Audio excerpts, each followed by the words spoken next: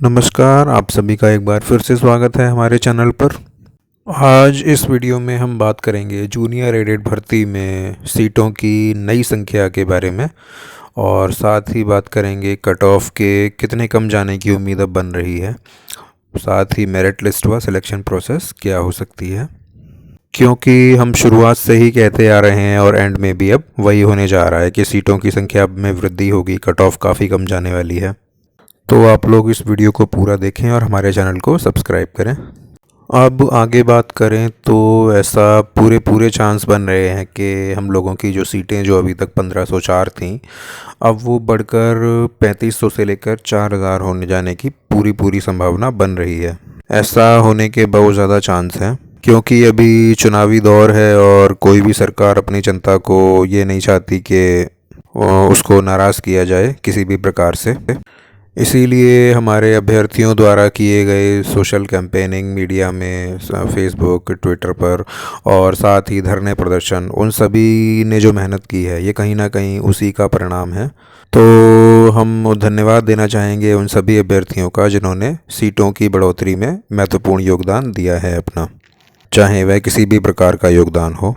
अब क्योंकि सीटों की संख्या में बढ़ोतरी जो होने वाली है, तो कंपटीशन का लेवल जो पहले था और अब जो कंपटीशन का लेवल है उसमें बहुत ज़्यादा डिफरेंस आने वाला है। मेरी यही प्रार्थना है कि जो भी मेरे व्यूअर हैं उन सभी का सिलेक्शन कंफर्म हो सके। साथ ही जिन्होंने दिन रात मेहनत की है और जो डिज़र्व करते हैं उनका सिलेक्शन तो बिल्कुल होना ही चाहिए, क्योंकि ऐसे मौके ज़िंदगी में बार बार नहीं आते। अब हम बात करेंगे, जैसे कि हम सभी जानते हैं कि टोटल जो फॉर्म पड़े थे जूनियर एडेड भर्ती के लिए वो पहले 3,20,000 के करीब थे और जो प्रेजेंट थे वो 2,80,000। टोटल जो वैकेंसी थी वो करीब 1894 थी, जिसमें सहायक अध्यापक और प्रधानाध्यापक दोनों को मिलाकर था। इसलिए यदि स्टूडेंट और सीट का रेशियो जो था वो करीब 147 के करीब था, यानी कि 147 में से एक का चयन होना था। लेकिन अब जैसा कि दोबारा से पूरी संभावना बन रही है कि हमारी जो सीटें हैं वो 1504 से लेकर अब 4000 तक हो जाने की प्रबल संभावना है।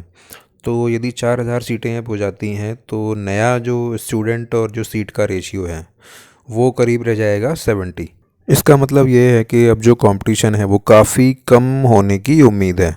इससे ये होगा, हमारे जो अभ्यर्थी जो पहले सिलेक्शन से कम्प्लीटली बाहर थे लेकिन अब उनके होने की प्रबल संभावना है, यानी कि जैसे कि 68 गुणांक वाले, 69 गुणांक वाले, 70 गुणांक वाले और उससे ऊपर जितने भी गुणांक वाले हैं अब उन सभी का हो जाने की प्रबल संभावना है। वो हम अभी वीडियो के अंत में डिस्कस करेंगे कि किस गुणांक पर किस सब्जेक्ट में कैटेगरी वाइज हम पूरा आपको एनालिसिस अभी आपको दिखाएंगे। तो हमारी वीडियो को लाइक करें और इस चैनल को सब्सक्राइब करें। आगे हम बात करेंगे, एग्ज़ाम्पल के लिए अगर हम मान लें कि 1504 सीटों में से करीब 500 सीटें यदि पहले मैथ और साइंस की थीं, तो अब सीट बढ़ोतरी होने के बाद 500 के स्थान पर अब जो सीटें रह जाएंगी वो होंगी करीब 1000। इसी प्रकार सभी विषयों में जो सीटों की बढ़ोतरी है वो होगी, यानी कि करीब दुगनी, क्योंकि जो सीटें हैं वो 1500 से बढ़कर अब 3500 से 4000 के बीच में, तो सीटें की संख्या डबल तो होने के चांस पूरे हैं। तो हम ये कह सकते हैं कि जो 45,000 अभ्यर्थी जो चयनित हुए हैं, जिन्होंने 1997 वाला क्राइटेरिया जो फुलफ़िल किया है, अब यदि 45,000 में से पहले जो 500 अभ्यर्थियों का ही चुनाव किया जाना था, अब उसके स्थान पर 45,000 में से 1000 अभ्यर्थियों का गणित और विज्ञान के लिए अब चयन किया जाएगा। तो दोस्तों, ये बहुत ही ज़्यादा खुशी की बात है उन अभ्यर्थियों के लिए जो बाउंड्री पर थे, जिन्हें अभी लग रहा था कि हमारा होगा या नहीं होगा। तो अब उनके कंफर्म सिलेक्शन होने के चांस पूरे बन रहे हैं। साथ ही मैं ये कहना चाहूँगा कि यहाँ पर जो है एक नंबर जो है परीक्षा में आया गया, आपका एक नंबर आपकी मेरिट और गुणांक को काफ़ी ज़्यादा बदल सकता है। तो बहुत से अभ्यर्थियों का ये कहना है कि उनके जो है टोटल जो जोड़ने के बाद उनके जो मार्क्स हैं वो ज़्यादा बन रहे थे, लेकिन फाइनल जो रिज़ल्ट आया स्कोर कार्ड, उसमें उनके जो नंबर हैं वो घट चुके हैं। तो जिनके भी नंबर घटे हैं और उन्हें नुकसान हो रहा है और उन्हें लगता है कि उनके नंबर कंफर्म जो है पहले ज़्यादा थे, तो वो लोग प्रत्यावेदन कर सकते हैं, क्योंकि पीएनपी में उनको जाकर प्रत्यावेदन कर देना चाहिए, क्योंकि उन सभी के प्रत्यावेदन को सुना जाएगा, देखा जाएगा और दोबारा से रीचेकिंग के बाद उनका जो रिज़ल्ट है वो दोबारा से डिक्लेयर किया ही जाएगा।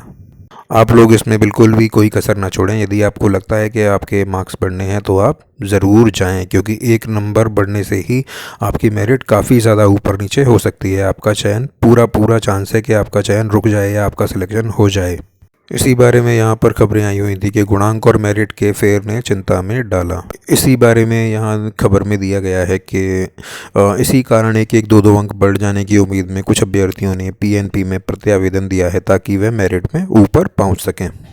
पीएनपी प्राधिकारी सचिव संजय कुमार उपाध्याय ने अभ्यर्थियों के प्रत्यावेदनों को एकत्र करके सूची के साथ परीक्षा एजेंसी को दोबारा से जांच के लिए भेज दिया है। तो यदि आपके भी मार्क्स कम बन रहे हैं तो आपको भी प्रत्यावेदन पूरी तरह से आपको देना चाहिए, आपकी भी सुनवाई ज़रूर होगी। बाकी मेरे सभी व्यूअर्स के साथ मेरी शुभकामनाएं जुड़ी हुई हैं, क्योंकि अब यूपी टेट का एग्ज़ाम जो है हो ही चुका है। तो अब इसके बाद जो है आपकी चयन सूची की विज्ञप्ति बहुत ही जल्दी जारी होने की पूरे चांस हैं। अब दो प्रकार से हो सकता है, या तो आपके लिए फ़ाइनल मेरिट लिस्ट जो है वो डायरेक्टली डिक्लेयर कर दी जाए जिसमें उन सभी अभ्यर्थियों के नाम होंगे जिनका फ़ाइनल चयन हुआ है, या फिर दूसरी संभावना ये है कि आप लोगों से दोबारा से प्रेफरेंसेस मांगी जाएँ जिला वाइज, विद्यालय वाइज, और उसके बाद जो हैं जिनका फाइनल सिलेक्शन होगा उनकी लिस्ट जो है ये पूरा एनालिसिस करने के बाद दी जाए। मेरे हिसाब से दूसरा वाला जो केस है वही होने की संभावना ज़्यादा है, क्योंकि उसमें जो है सीटों की वेस्टेज बहुत कम होती है। क्योंकि जिन अभ्यर्थियों का टीजीटी, पीजीटी या अन्य वैकेंसी में जिनका भी सिलेक्शन हो गया है या जिन्हें जूनियर में सिलेक्शन नहीं चाहिए, वो सभी जो हैं बाहर हो जाएंगे और वो अप्लाई ही नहीं करेंगे। ऐसा होने से जो सीटों की जो बर्बादी है वो बहुत कम होगी। तो अब देखते हैं आगे क्या होता है। बहुत ही जल्दी इससे रिलेटेड जो भी हमें न्यूज़ मिलेगी हम वो आपको बताएंगे। तो दोस्तों अब बात कर लेते हैं हर विषय की, हर कैटेगरी में कट ऑफ क्या रहने की जो संभावना बन रही है, जो हमारी कैलकुलेशन बताती है उसके बारे में। तो जनरल कैटेगरी के लिए मैथ और साइंस में जो है वो 70 से अगर आपके गुणांक ज़्यादा बन रहे हैं तो आपका सिलेक्शन होने का अब जो है पूरा चांस बन रहा है। एसएसटी में जनरल के लिए 71, और बाकी लैंग्वेजेस यानी कि हिंदी, इंग्लिश और संस्कृत में जनरल कैटेगरी 72 से यदि आपके ऊपर हैं तो आपके पूरी संभावना अब बन रही है। साथ ही ओबीसी कैटेगरी में मैथ और साइंस के लिए 69, एसएसटी में ओबीसी के लिए 70.5 से यदि आपके ऊपर हैं तो, और लैंग्वेज में 71.5 से ऊपर यदि आपके हैं तो पूरी संभावना बन रही है। साथ ही गणित और विज्ञान में एससी के लिए 67 से ऊपर, और एसएसटी में एससी के लिए 68.5 से ऊपर, लैंग्वेज में 69.5 से ऊपर यदि आपके हैं तो आपके सिलेक्शन होने के पूरे चांस हैं। साथ ही एसटी के लिए भी हमने दिया हुआ है। तो हमारे चैनल को सब्सक्राइब करें और वीडियो को लाइक करें ताकि हमें मोटिवेशन मिले और हम ऐसी ही वीडियो आपके सामने लेकर आते रहें। धन्यवाद।